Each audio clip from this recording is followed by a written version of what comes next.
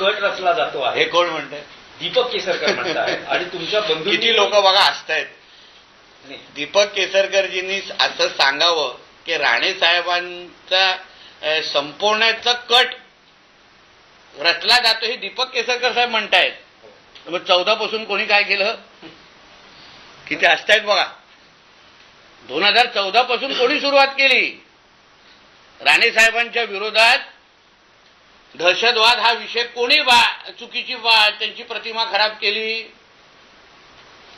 14 पासून ते 24 पर्यंत हा जो काही प्रवास राणे साहेबांचा आणि राणे कुटुंबाचा झालेला आहे त्याची सुरुवात कोणी केली? 2014ला. तुम्ही ज्येष्ठ पत्रकार आहात, तुम्हाला माहिती आहे 14ला काय झालं. कोणी निलेश राणे साहेबांच्या विरोधात पहिला शंडू ठोकला 2014ला खासदार ते असताना लोकसभेला. आणि तेच म्हणतायत, म्हणून हसायला आलं, तेच म्हणतायत की राणे साहेबांना संपवण्याचा कट रचला जातोय. अहो, भारतीय जनता पक्षाने सन्मान्य राणे साहेबांना जो सन्मान दिला, भारतीय जनता पक्षाने जो राणे साहेबांबरोबर आज पूर्ण राणे साहेबांना जे काही ताकदीने उभं केलेलं आहे, आज भारतीय जनता पक्ष नसता तर राणे साहेबांनी ही पूर्ण ताकद उभी राहिली नसती. तेव्हा हेच सगळे विरोधात होते राणे साहेबांना संपवण्यासाठी. पण भारतीय जनता पक्ष आमच्यावर उभा राहिला. भारतीय जनता पक्षाने मान सन्मानाने साहेबांना पक्षामध्ये घेतलं. भारतीय जनता पक्षाने साहेबांना खासदार बनवलं.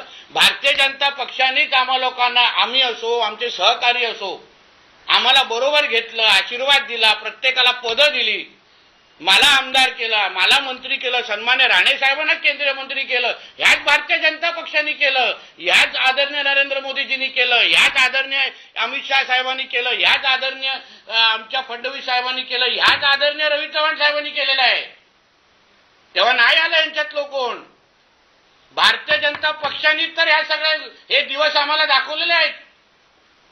आणि आज कट रचला, म्हणजे त्यांनी असं बोलावं की कट रचला जातोय तर राणे साहेबांना संपवण्यासाठी. अहो, आज गेल्या दौऱ्यामध्ये जेव्हा आमचे चव्हाण साहेब जिल्ह्यामध्ये आलेले, आमच्या राणे साहेब पण जिल्ह्यामध्ये होते, फोन केला, दादा मी तुम्हाला भेटायला येतोय. गेले कणकोलीच्या घरी, जेवले, त्यांच्यावर अर्धा पाऊण तास बसले, दोघंही हसले, चर्चा केली, सगळी माहिती त्यांना निवडणुकीची दिली आणि मग घरी तिथून जिल्ह्यातून निघून गेलेले आहेत रवी चव्हाण साहेब पुढच्या बैठकीसाठी. आज आदरणीय फडणवीस साहेबांनी ज्या पद्धतीने आमच्यासाठी उभे राहिलेत ना, फडणवीस साहेब ज्या पद्धतीने अमित शाह साहेब उभे राहिलेले आहेत ना, हे आम्हालाच माहिती आहे.